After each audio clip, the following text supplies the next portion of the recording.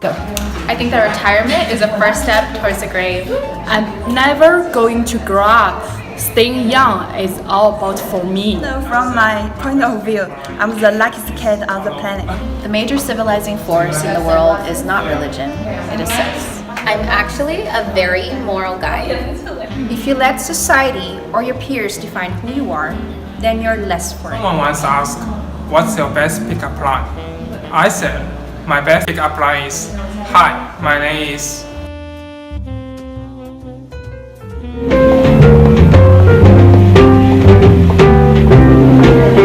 Hello there.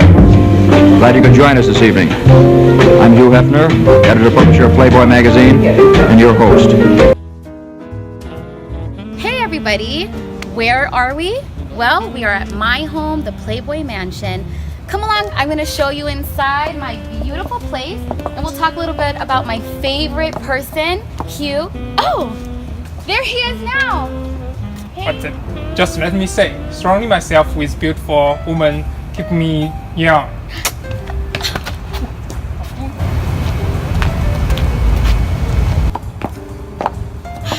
I love that guy. I wonder what makes him so successful, such a successful salesman.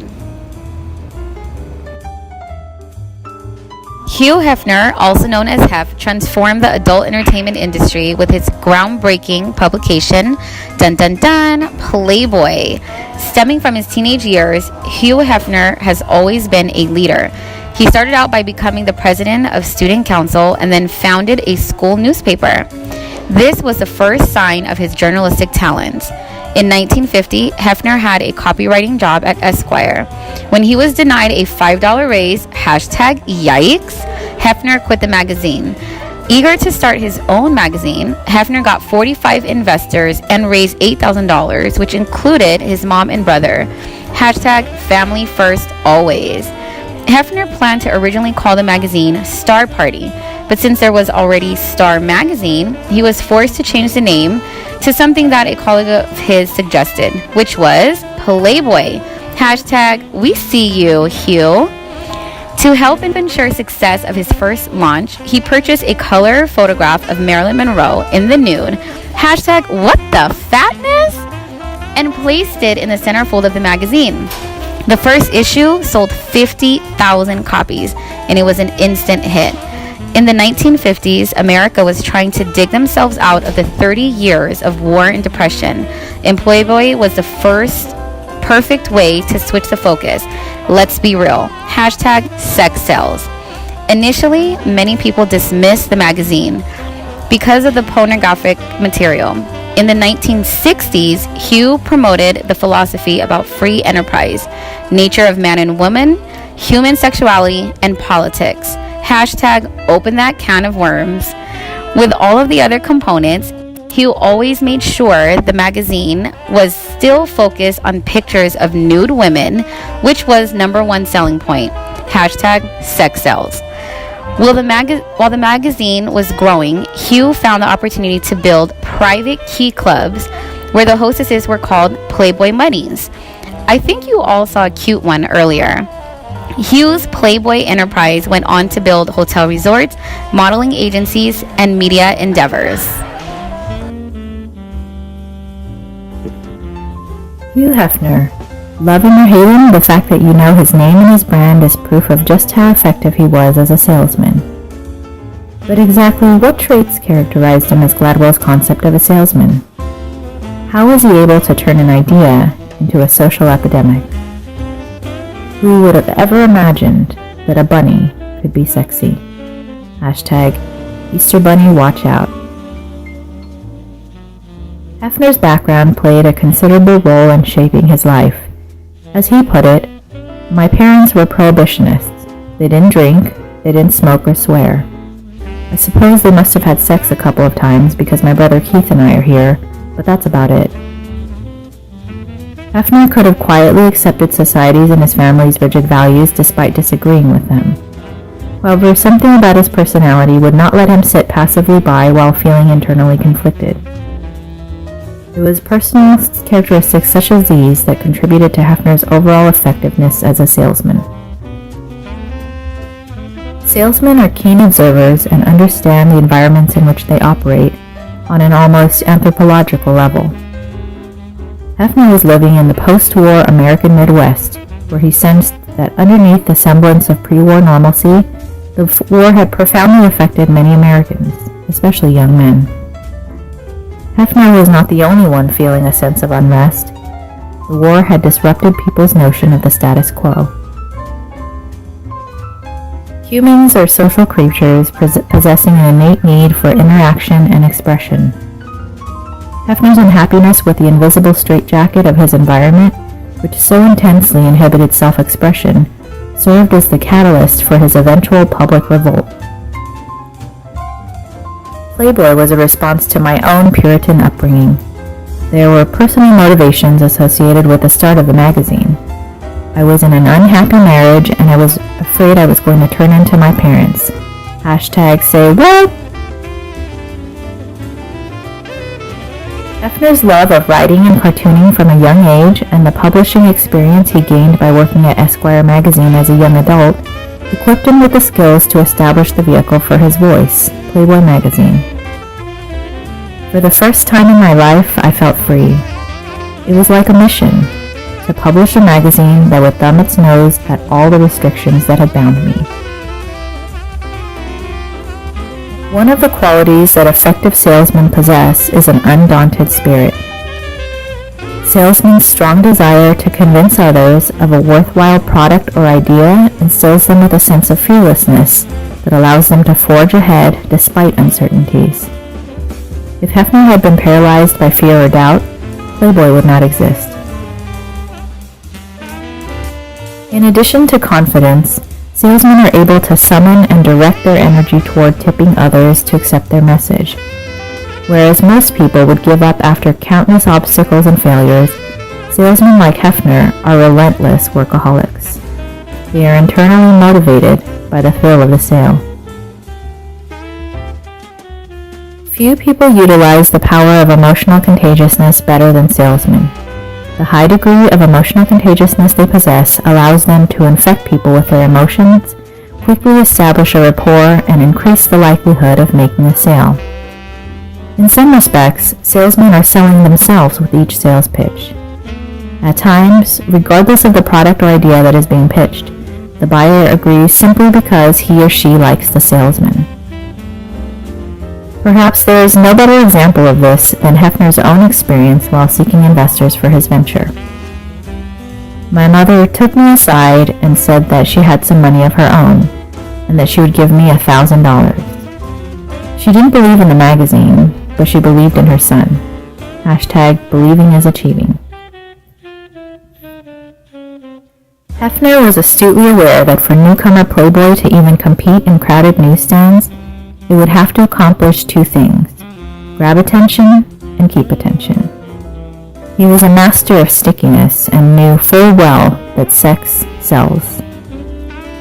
In a prospectus letter to investors, Hefner wrote, "Sex is surefire." #whoa there.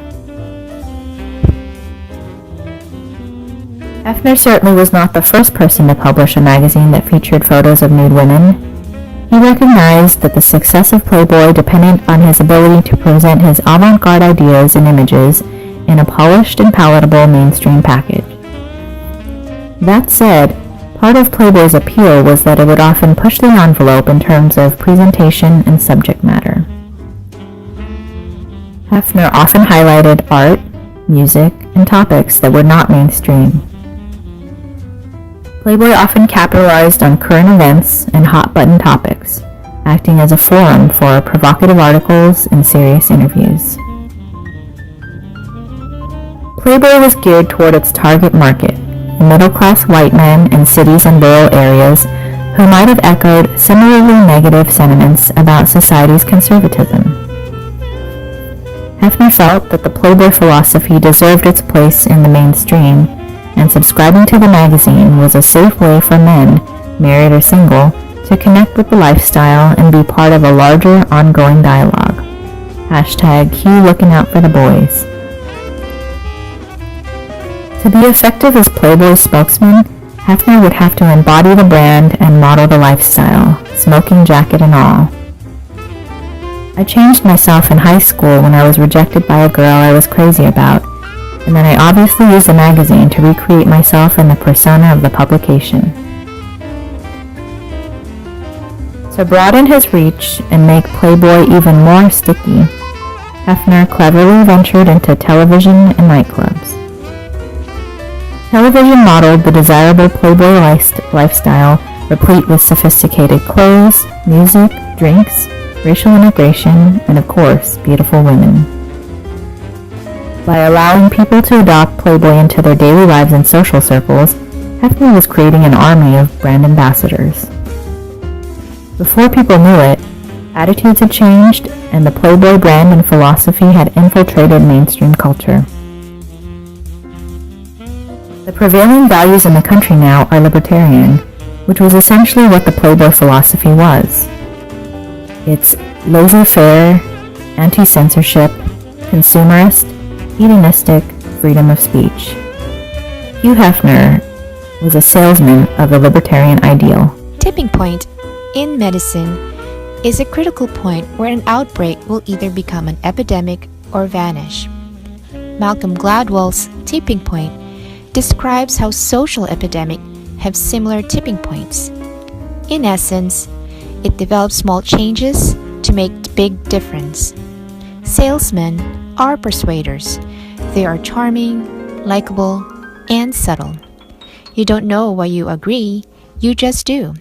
Hashtag magic touch. You have been influenced in some tangible way, and you act on it because you have been persuaded. Some leadership theory in tipping point is the stickiness factors.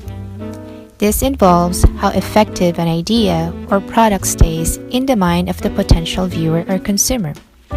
For Hugh Hefner, as a salesman, he used his love of movie images and pin-up women to develop a general interest magazine for young men. The combination of sports, cartoons, music, and of course, nude photos of women are used in his magazine to entice an American audience that are trapped in middle-class conformity. The other leadership theory is the power of context. Human behavior is sensitive and strongly influenced by its present environment and situational pressure. This means that certain situations can be powerful enough that they overrule an inherent predisposition. For Hugh Hefner, he saw a disconnect about how sex is associated with sinfulness and scandal, where in fact it's a natural part of human existence. Hashtag think outside the box.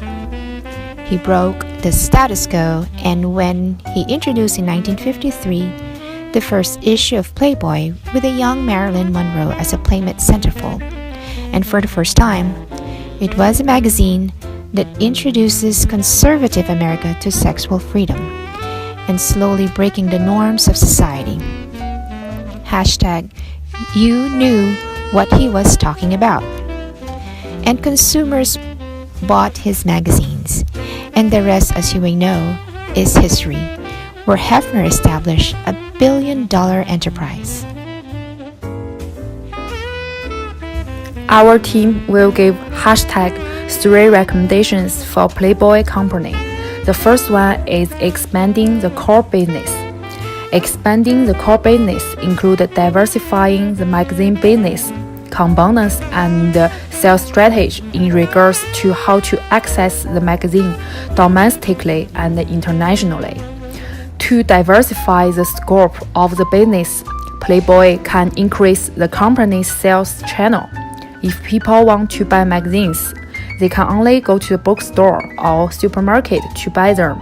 It is not convenient for everyone. Hashtag we get it.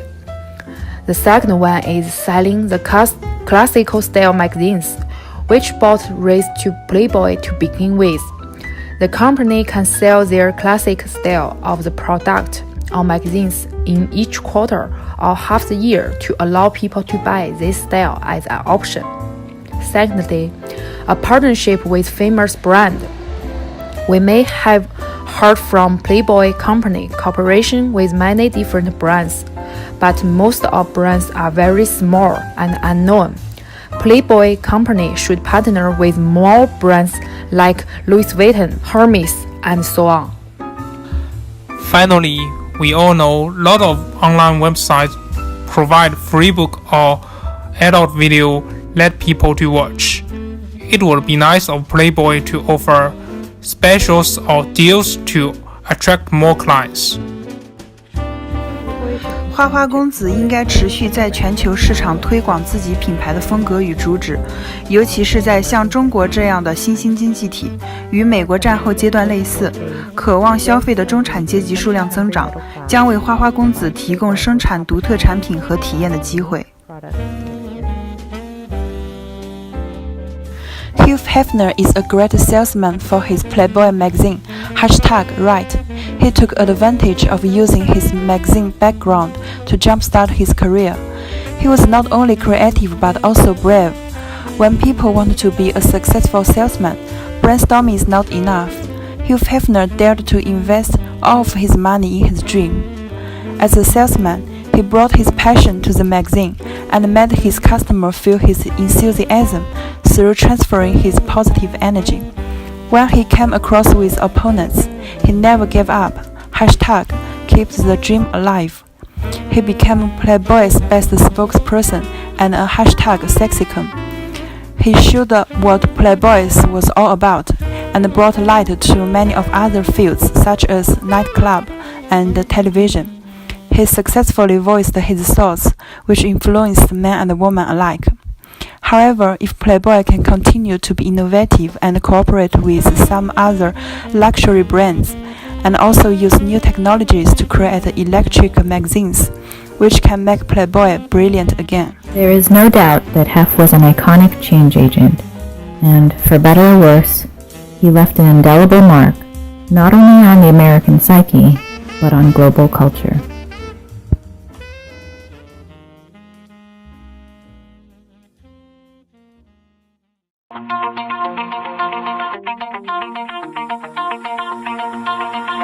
Pull my heart out of my chest, train my mind so I forget. Sink your teeth into my bones, dig me out, then fill the hole. Tear me apart and watch it burn. Tear me apart.